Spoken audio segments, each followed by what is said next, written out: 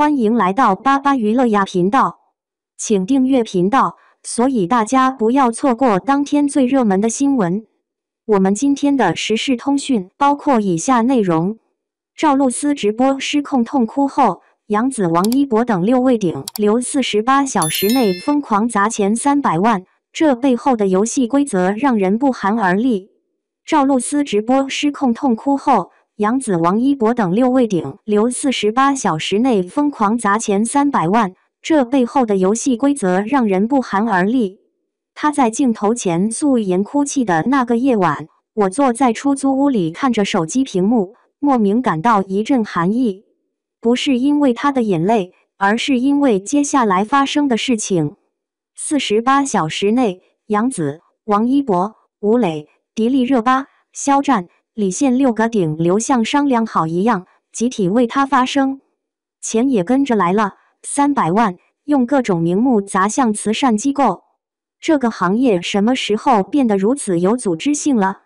我认识赵露思这个名字是在2020年，那时传闻中的陈芊芊播放量破50亿，她饰演的角色说出女人不该被定义时，弹幕里一片叫好。但我注意到的不是这句台词，而是他在幕后访谈里提到的细节。为了角色，每天练武术到膝盖青肿，从不抱怨。这种细节在娱乐圈很少见了。他的履历读起来像某种反讽。四川小镇出身，父亲是公务员，18岁前还在帮家里做家务，考上台湾明道大学学服装设计。偶然参加模特比赛，被经纪公司相中。起初只能演龙套《凤求凰》里的丫鬟，日薪几百块。他在微博写过：“追梦路上跌倒不可怕，可怕的是不敢爬起来。”这话放在2017年还算朴素，放在2023年就显得刺眼了。2021年河南洪水，他匿名捐了100万。匿名这个动作很关键，在这个什么都要晒的时代，匿名捐款简直是异类行为。直到红十字会公开名单，粉丝才知道。他在直播里轻描淡写：“灾民需要帮助，我只是尽份力。”粉丝们被带动了，48小时筹集200多万，修建临时学校。2020年武汉封城，他捐了10万医疗物资。还联系成都食品厂为武汉运送5吨蔬菜。事情过了1年才被媒体报道，他的回应依然是那句不值得提。2022年，他当 WWF 推广大使，直播关掉家中所有电器，示范节能，50万人观看，迪丽热巴等明星跟进。数据显示，减少的塑料使用量相当于10万棵树的碳吸收效果。这些事情单独看都很正常，串起来就有些不寻常了。在这个流量为王的时代，他似乎在玩另一套游戏。2023年初的网暴来得很突然，广告代言争议让他冲上热搜前3，恶评如潮水。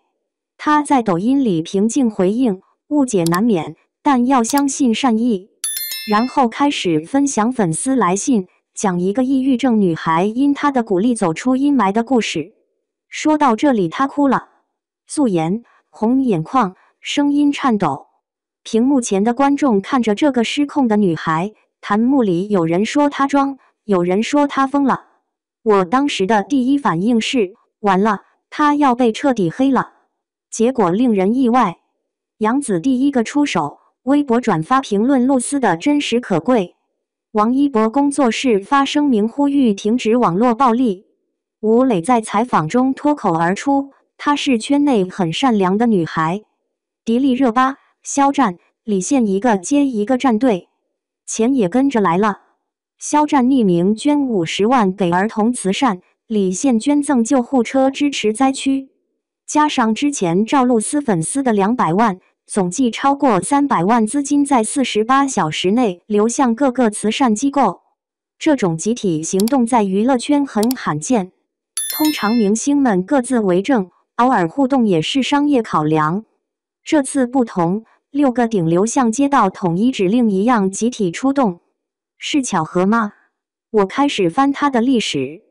2018年我的皇帝陛下走红后，他建立露丝爱心站组织粉丝做公益，在四川山区捐图书角，他亲自选书写寄语。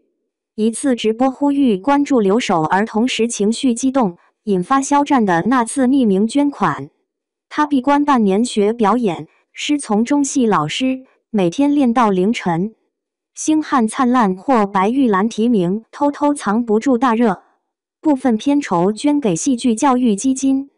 2023年底，他宣布成立露丝公益基金，首期项目在贵州见效。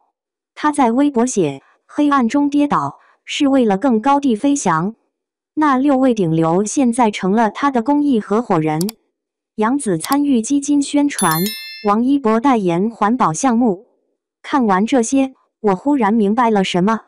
在这个浮躁的行业里，他用10年时间编织了一张网，不是利益网，是善意网。当他真正需要帮助时，这张网起作用了。6个顶流的集体声援不是偶然，是他用行动换来的回报。300万资金的流向也说明了问题，不是炒作费，不是公关费，而是实实在在的公益投入。这让我想起一个问题，在一个以流量和金钱为导向的行业里，还有人在玩理想主义的游戏吗？答案可能就在那场直播的眼泪里。他哭不是因为委屈，而是因为还相信善意。在这个人人自保的时代，他用自己的方式坚持着什么？6位顶流的回应证明了一件事，这个行业并没有完全坏掉，只是好的部分藏得比较深。